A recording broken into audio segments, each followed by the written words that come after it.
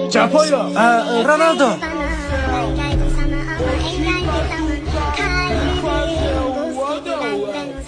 Ono'yu, Ronaldo albatta.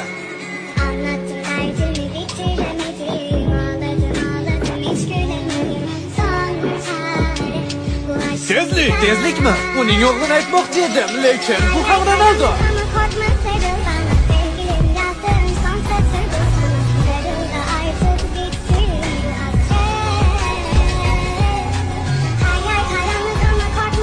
Kuch bo'yicha o'tgan yilgi FIFAda u eng zo'r edi va shuning uchun men Ronaldo deyman. Mahora! Ronaldo!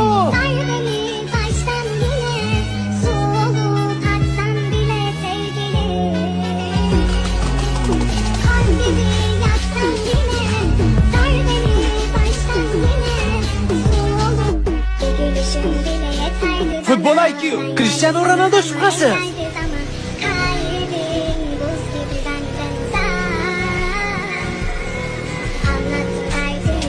Yana sizlarga nima kerak? U dunyoning eng zo'r futbolchisi Cristiano Ronaldo.